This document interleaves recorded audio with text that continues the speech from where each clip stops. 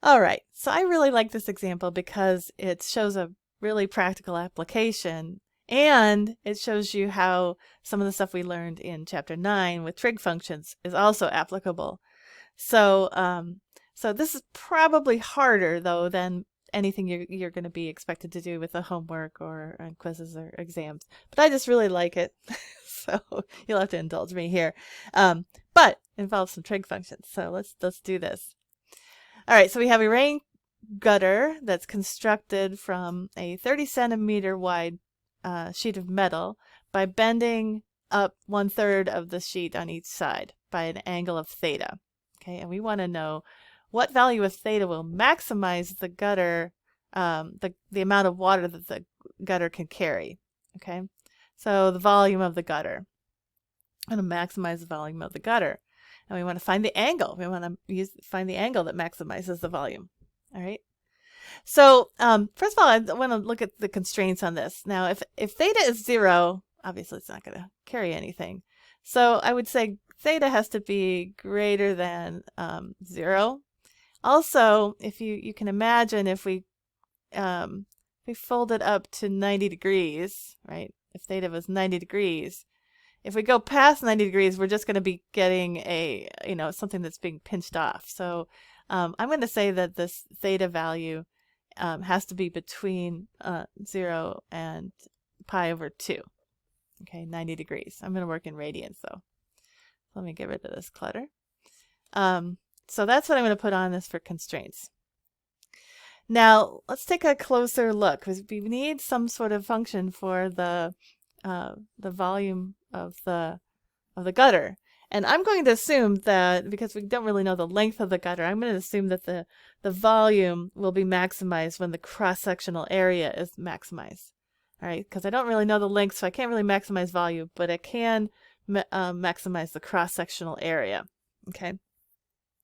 So what I'm really going to look at is the cross-sectional area. So I want to know the area of this this trapezoid, right? It's a trapezoid, right? We have 2 parallel sides, 2 non-parallel sides. And I want to look at the area of this trapezoid. So if you remember, you get the area of a trapezoid by taking the average of the bases, I could call it B1 and B2, right? And then taking it times the height, right? So let me draw in what that looks like. So if I draw in a perpendicular here, this is the height of the trapezoid. And I'm going to call this length here, call this B1, right? That's one of the bases. And we know that that base is 10 centimeters. And the other base, B2, will depend on the angle, right? So I'm going to call this B2, right? That's the other base. So I need an expression for B2 in terms of the angle. I already know B1. Right, so I'm going to draw in this other height here too, the perpendicular, just so we can get a sense, because we're going to fold these up at the same angle. So these two angles will be equal on either side. So this is also H. And I'm going to call this distance here. So we have this right triangle. You can see the right triangle here. The hypotenuse is 10. One of the legs I'm calling H, and I'm just going to call the other leg X. All right, I'm just going to call these legs X. All right, so you can see this triangle. And I would like to have an expression for H and X in terms of the angle. All right, so I'm going to use some trig functions to do that. So I know that the sine of theta is equal to opposite over hypotenuse, right? So that's H over 10. So I can rewrite that as H is equal to 10 sine of theta. Okay, so now I have an expression for the height in terms of theta. I also know that the cosine of theta is equal to adjacent over hypotenuse. So the adjacent side is x. So that tells me that cosine of theta is x over 10. So I can also rewrite, I can get an expression for x in terms of theta. So it's going to be 10 cosine of theta. Look at that. All right, so now I know that, let's take that information and put it into this equation for area, because we're really trying to find the cross-sectional area of this rain gutter. All right, we know that B1 is equal to 10, right? And B2 is essentially 10 plus 2x, right? Plus 2x. And now I have an expression for x in terms of theta. So that's equal to 10 plus 2 times 10 cosine of theta. So it becomes 20 cosine of theta.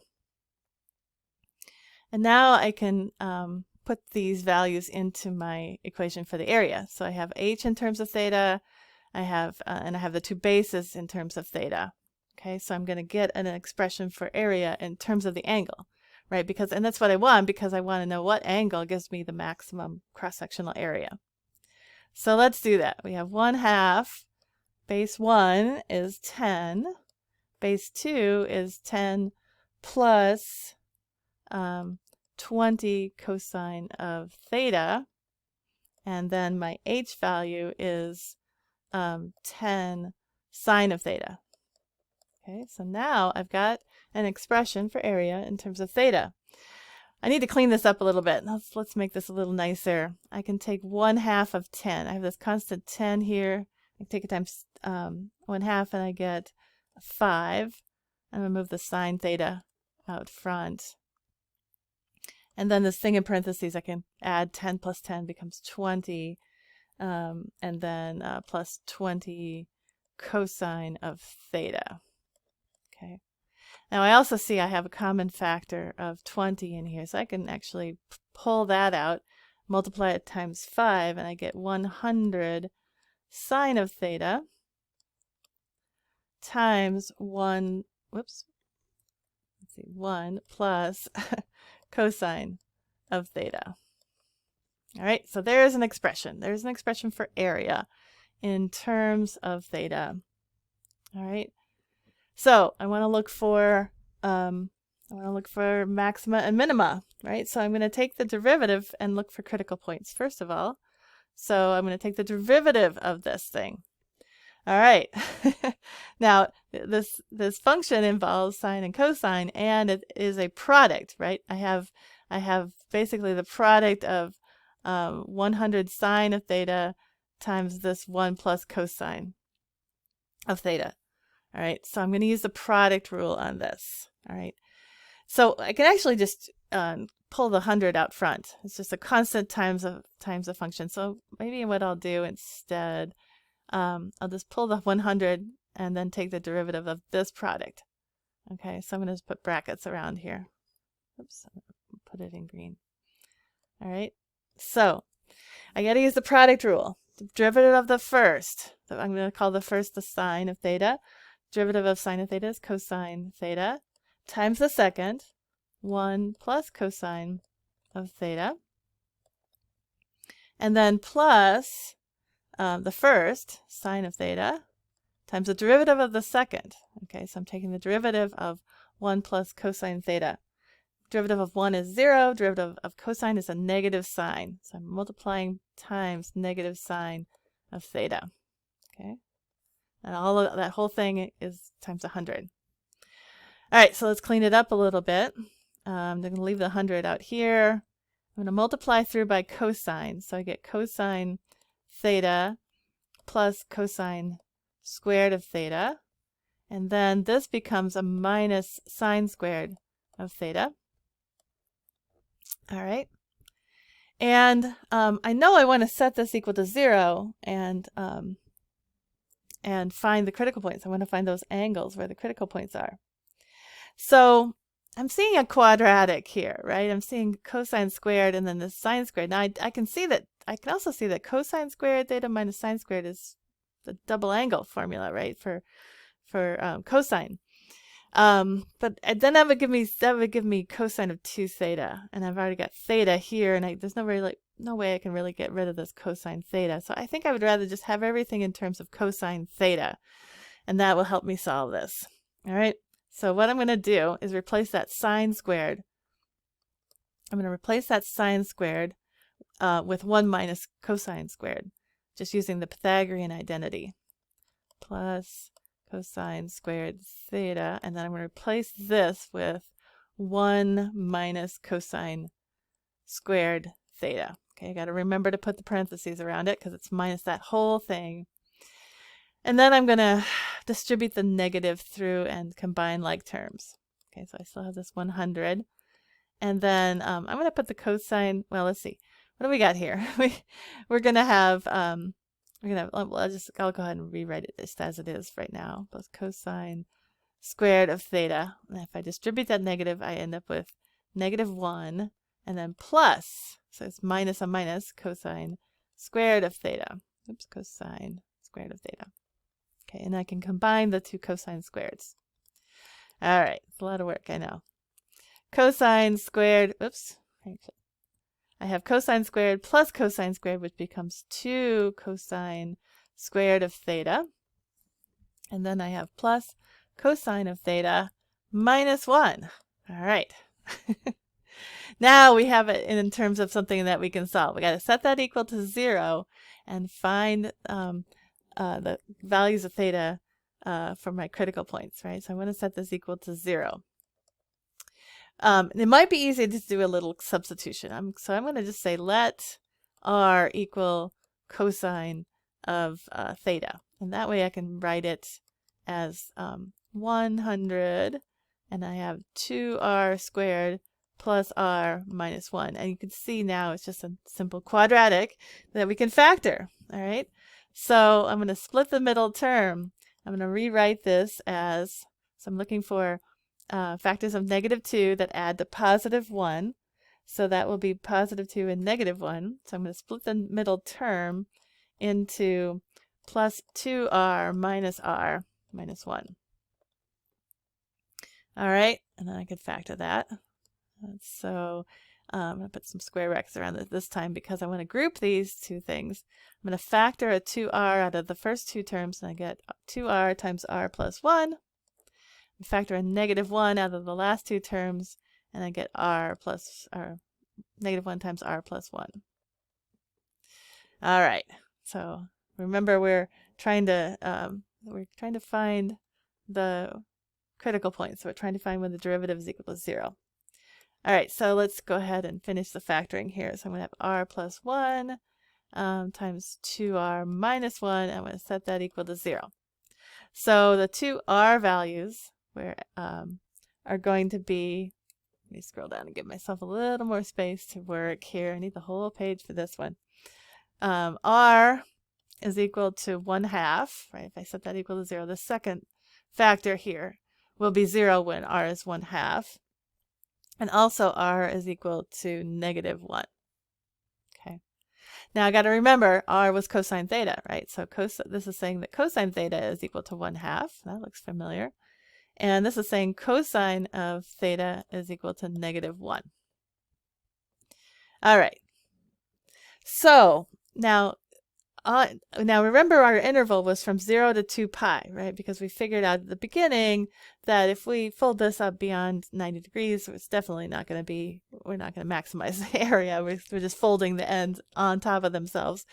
So we have our interval that we're concerned with is for theta values for angles between 0 and 2, or pi over 2, 0 and 90 degrees. So cosine is 1/2 at theta is equal to pi over 3. Okay, that's the only one on that interval between 0 and pi over 2. So that's one critical point. All right, at the other one, now where does cosine equal -1? It's -1 at pi, right, which is beyond 90 degrees, just beyond pi over 2. So I'm going to say this one has no solution, not on the interval that we're looking at it. Anyway, solution on the interval from 0 to pi over 2. So this one is our critical point. This is our critical point. Okay. Now you might reason out that that's our answer, but we have to prove that this is that this is a local maximum. All right. So how are we going to do that? We could test some points on either side. We could test the derivative on either side and see if it's going from increasing to decreasing. Or we could take the second derivative and evaluate the critical point at pi over 2. We could use the first derivative test or the second derivative test. So, all right, well, since we're doing all these derivatives with trig functions, I'm just going to take the second derivative, okay? So I'm going to go back up to, I probably want to look at this form right here. So we got to take our derivative in this form right here, okay? Now you can see I need to take the derivative of 2 cosine squared plus cosine minus 1. All right, so let's find the derivative of that. That was my first derivative, so if I take the derivative of that, I'll get the second derivative. So the second derivative is going to be 100 times the derivative of that thing in brackets, all right? So now the first term is 2 times cosine squared, so that we have to use the chain rule.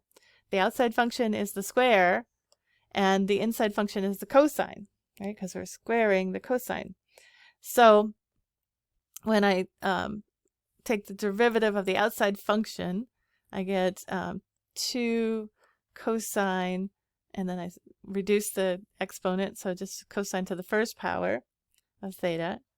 And then the inside function is cosine, so the derivative of cosine is the negative sign. So this is times sine of theta, and I'm going to put a negative out here just because it's a little easier to see it. Okay, so basically I have 4 cosine theta sine theta.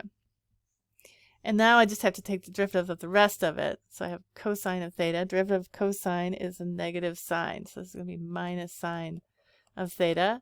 And then the derivative of negative 1 is just 0. Okay. Now let's take a look at this function and recall that we're looking at the interval between 0 and pi over 2. 0 and 90 degrees. So I know that both cosine and sine are positive in that first quadrant between 0 and 90 degrees, right? So, and I've got all these negatives in here. So this is always negative. This is always negative in the first quadrant. Negative. For thetas between 0 and 2 pi, or sorry, pi over 2. 0 and 90 degrees. So that's always negative. So what's that telling us? It's telling us this is concave down. So concave down everywhere in the first quadrant for theta between 0 and 90 degrees. So that's telling us that this pi over 3 has to be a local maximum. Local max at x equals pi over 3. All right. So now we just have to look at the whole function, look at all of our candidates for maximums and minimums and find the biggest one. So because we have an interval, we need to look at 0 and pi over 2 and pi over 3. That's all we need to do. And, you know, even without evaluating the area, you can guess that if you fold this up at 0 degrees, which is really not folding it up at all, right, you get an area of 0. The same way at pi over 2. Well, pi over 2, if we evaluate that, if we evaluate the area, put it back into the area function, which we have to scroll up to see the area function. So we had 100 sine of theta plus 1 plus cosine of theta. So what we end up with is 100, and sine of pi over 2 is 1, and then 1 plus cosine of theta is just going to be 1. So we get 100 square centimeters, 100 centimeters squared. All right. And then we can also evaluate the area at pi over 3, which is our critical point. So it's 100 times the sine. So remember what it is. It's kind of there. It's at the very top there. Sine of theta, sine of pi over 3 is square root 3 over 2. and the 1 plus the cosine of theta, right? So when we evaluate 1 plus cosine of theta, we get 1 plus 1/2. All right. So what do I get when I multiply that out? I get basically 75 times the square root of 3, which if I put that into my calculator, I get 129.9 centimeters, square centimeters. All right, so you can see that's bigger than 100 square centimeters. So that is my global maximum. So we can conclude that the rain gutter carries a maximum water when the angle is pi over 3. So to get the maximum volume out of that gutter, we have to bend the sides up at a 60-degree angle. All right, well, that's it. That was a long one. So that's all the examples I have for you, and I will meet you in class.